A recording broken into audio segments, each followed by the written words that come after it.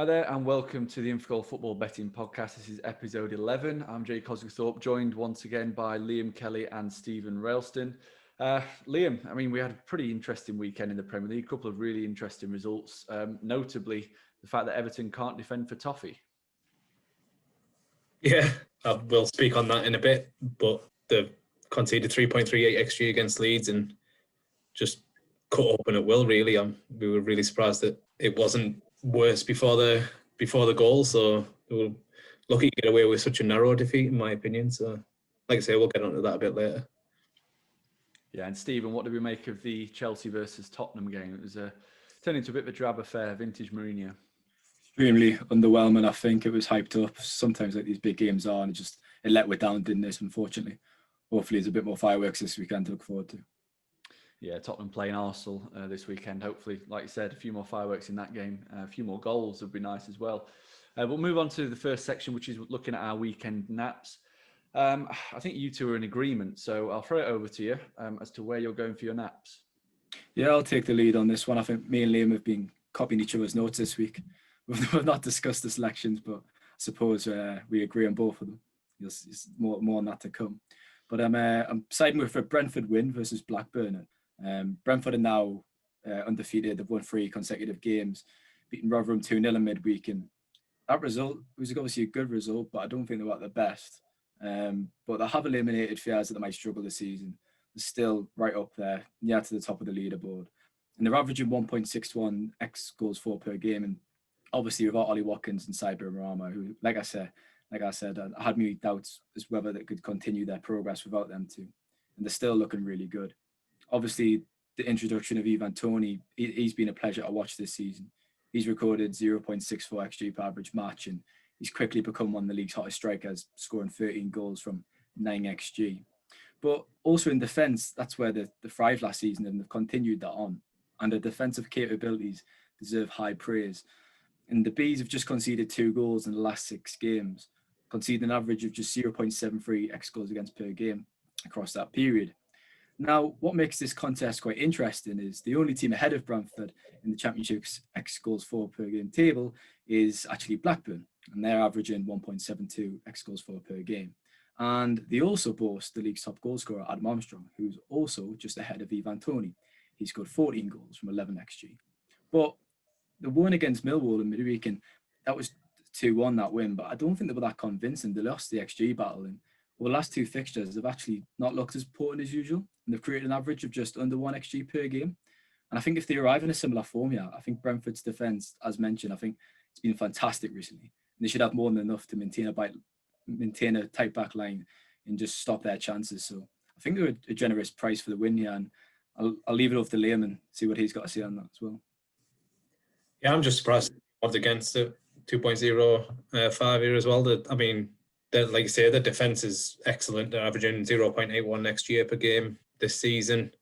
Found themselves in the common spot of being top of Infogol's expected goal table there. So no surprises there. There's, like you say, they're not too shabby up top either.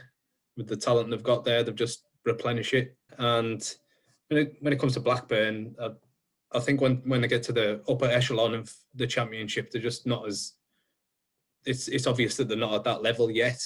I mean, they have a bunch of talent, but defeats against Watford, Swansea, Bournemouth were all pretty convincing. So I don't think they can challenge them here.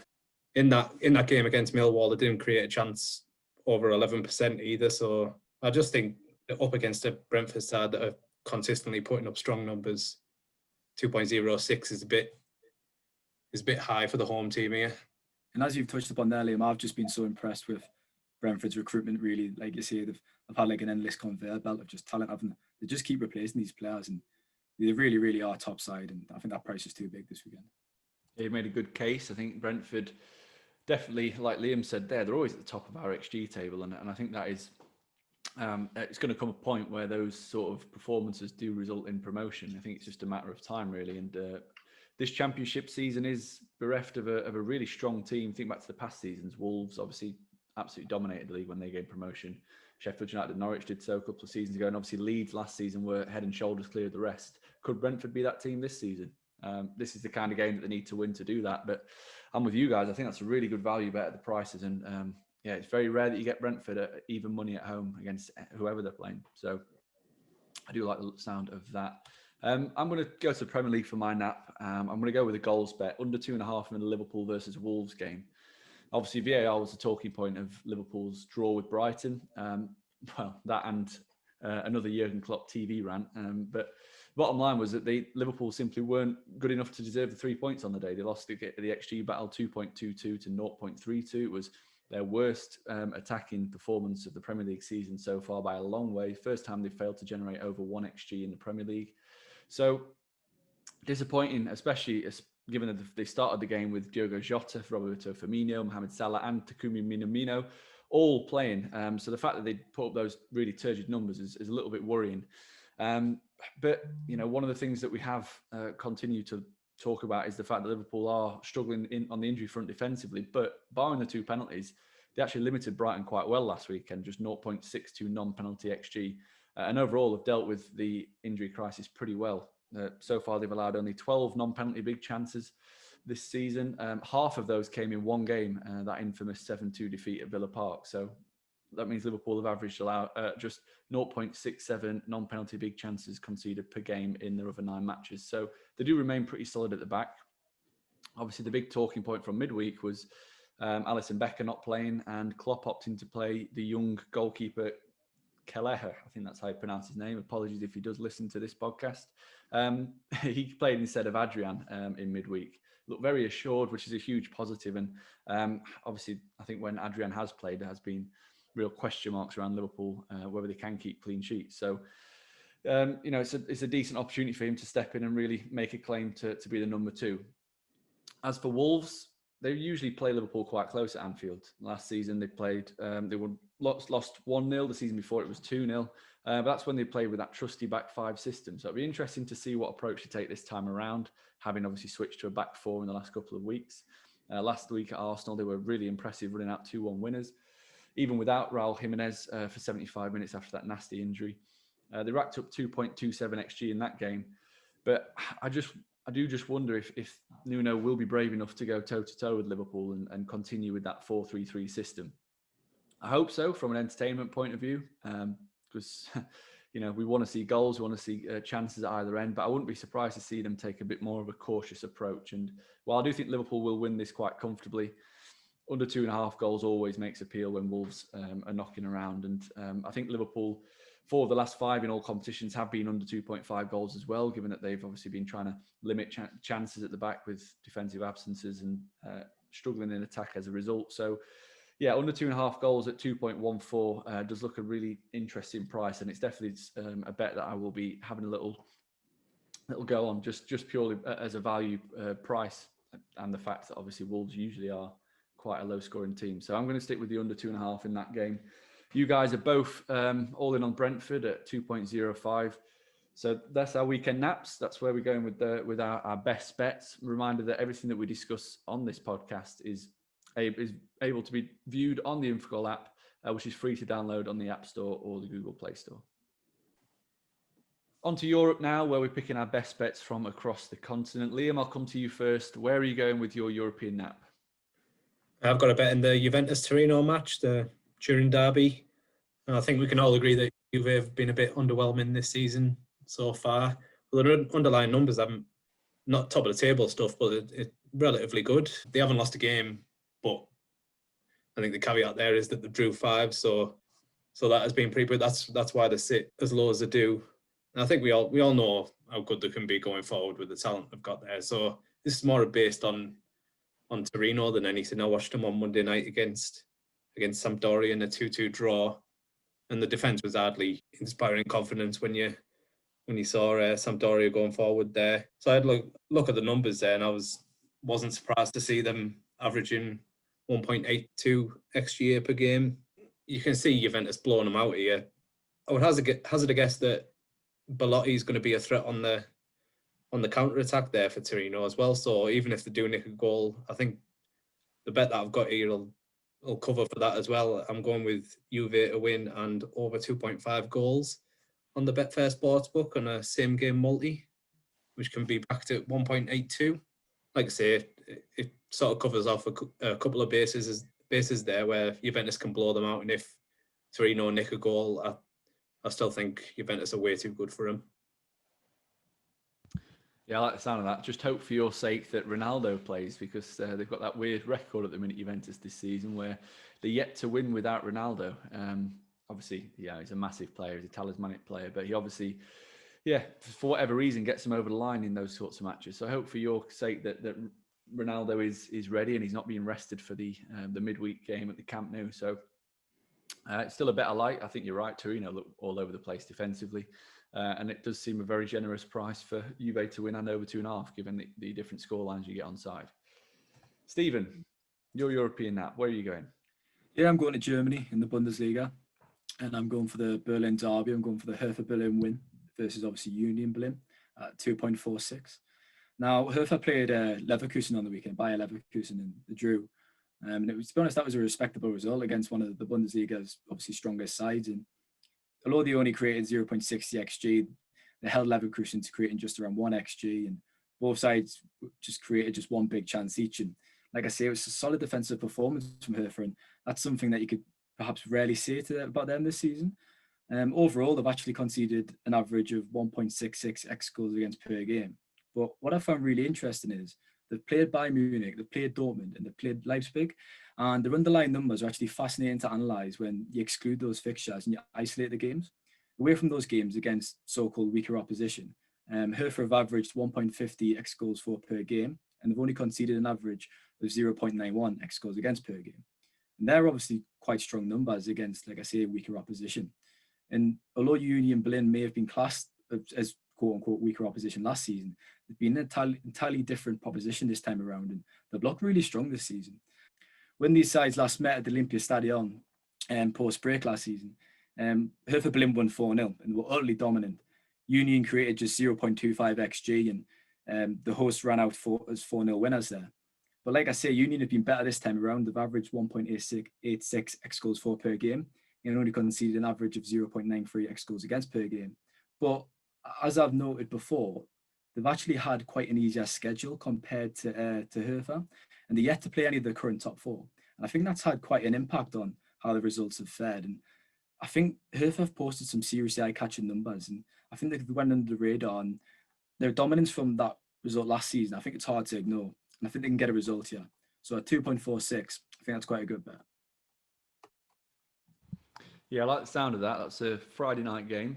Get the weekend started with a winning bet by backing that early. That's a good price as well. I'm going to stick to Germany as well in the Bundesliga. I'm going to head to Freiburg, where Borussia Mönchengladbach are in action. Obviously, they had that midweek disappointment in the Champions League, losing to Inter Milan, meaning that the Champions League qualification fate is resting on a final game showdown with Real Madrid next week. And I think that has something to do with the price that you're getting around Gladbach here. They're priced up at 2.04 on the Betfair Exchange, and I do think that if Gladbach had qualified for the Champions League, or even if they'd maybe had been ruled out of qualifying, I think they would be much closer to around 1.75. And I do think that even if they do rotate the team, they've shown enough, and they've got a deep enough squad to be able to handle Freiburg, a Freiburg team that are really struggling at the moment. They sit 14th in the Bundesliga table. They sit a couple of places lower in our XG table, and they've won just once all season, which is really worrying for them. They're a team that have always been near the bottom end of our XG tables over the last couple of years when we've started introducing the Bundesliga data. And the process so far this season overall, they're averaging just 1.09 expected goals for per game, allowing 1.65 expected goals against. So they barely create, and they look vulnerable defensively. As for Gladbach, the 2.06 expected goals for and 1.08 expected goals against. So effectively, Gladbach are a class above Freiburg, and I think that given the position that they currently find themselves in the Bundesliga table, they sit 7th outside of the top 4. I do think that they'll be looking at this game with a must-win attitude to get themselves back in that top 4 race. So the 2.04 available for Gladbach to me looks a little bit too big, and it's something that I'll be getting on board with on Saturday. So that's the European naps done. Reminder of the offers that are available. So with the Betfair Exchange, you've got the sign-up offer of bet 20, get 20, which is something that definitely should be taken up. And also the Betfair Sportsbook is offering a really good same-game multi offer, where if you place a £10 same-game multi on the Premier League on Saturday or Sunday, you get a free £10 bet to spend in the next 72 hours. Liam, you've obviously written a match preview. I think it's Saturday's matches. You've actually included a same game multi in your preview there that could be used for that offer. Yeah, I'm not going to give anything away though. You can go and read it. I like that. Cards close to the chest. That's available to view and read on infogol.net or by the free app if you hit the blog section, the bottom right corner. So they're the offers that are available. I think the sportsbook one, the same game multi, definitely is something just to get on board with. It's a little bit of fun. You build your own bet, like a shopping trolley almost. You just throw in as many different variables as you want, get a price that you're happy with, place that bet, and even if it loses, even if it wins, you get a £10 free bet to spend on anything you like. On to the final section now, where we look at our lays of the week. I think Liam and Steven, they must have been working very closely together this week, because not only have they agreed on the same nap, but they've also agreed on the same lay. And I believe that Everton are in for a bit of a bashing here, aren't they? Liam, I think you're going to take this away. Yeah, I was successful with it last week at the exact same price, so I'll go with it again. Everton is my lay, 2.08 on the Betfair exchange. We all saw how bad they were against Leeds last weekend, allowing 3.38 XG, and that's been a massive worry over the last 6 games. Really, a distinct lack of solidity at the back there. They've allowed 14 non-penalty big chances in the last 6 games, as well as averaging 2.25 XG in those games. They're missing Luca Dean through injury here as well, and he's massive. He missed the game against Newcastle too, and conceded 2.78 in that game. Newcastle aren't exactly the biggest threat going forward, so you can imagine how poor they might be against Burnley. I know they're struggling going forward, creating 0.86 XGF per game, but they probably sense a real opportunity to get some points on the board here. I mean, they turned up to the Etihad last week for the customary 5-0 defeat, and after winning their first game of the season against Crystal Palace, I thought they were much better than Palace up until Nick Pope had to make a really good save in the last minute. I think it's based on Burnley's defence, really, that they've only allowed 5 non-penalty big chances this season so far, and back at Turf Moor they've only played 4 games, but they've averaged 1.03 XG per game there, so they're going to be really tough to break down. Yeah. And I think Chris Wood's going to give that defence a lot of problems there. So at 2.08 away from home, I just don't understand why they could be that short. So they do have some threat in attack, but otherwise, I think it's too low a price. That. Yeah, I think the bookmakers have completely overestimated Everton's chances. I'd agree with Liam. I think that performance against Newcastle, to concede 2.7 XG to Newcastle was an incredibly poor performance. They looked absolutely toothless there. And I believe only Sheffield United and West Brom are creating less non-penalty XG than Newcastle, which just shows how poor that particular result was. And obviously that debacle against Leeds, it should have been more than 1 goal, if we're honest. So yeah, I think the chances are being way overestimated, and it's good lay this weekend.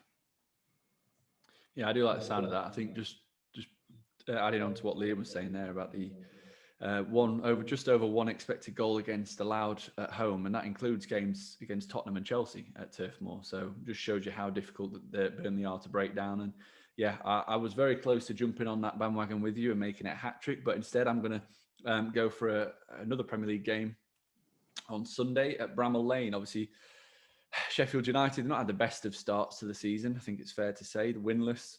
The only team that's winless in the Premier League, rock bottom. But the performance last week against West Brom deserved at least a point. I think they racked up over 3.2 expected goals in that game. Created loads of chances, just not putting them away, and that's been the story of the season so far. They've only scored 4 times from chances equating to 13 expected goals. So couple that massive underperformance in attack with a really difficult schedule. Even in the last 6, they played Liverpool, Manchester City, Chelsea. They've also played Wolves. They've had to play West Ham, who are obviously flying at the moment. It's not really, it's been a difficult start for them. And I think this is a good opportunity though against Leicester to get a point on the board at the very least. Leicester obviously handed Fulham a win on a plate, which is very kind of them. And I think that just shows you how disappointing Leicester are when they don't get penalties awarded for them. The majority of their wins this season have come when they've had some good fortune when it comes to being awarded penalties.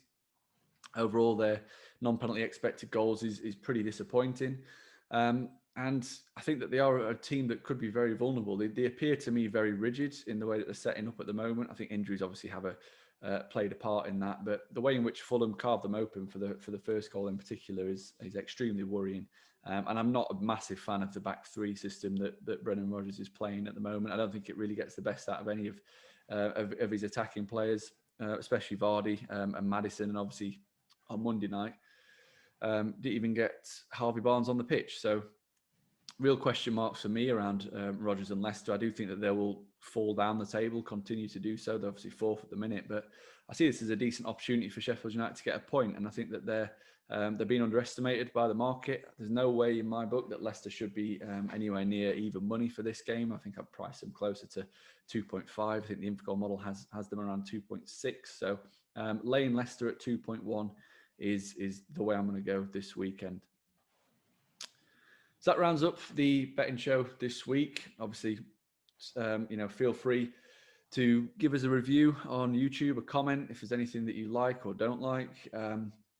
And for all of the information that we talk about on a regular basis here, visit infogol.net or download the free Infogol app.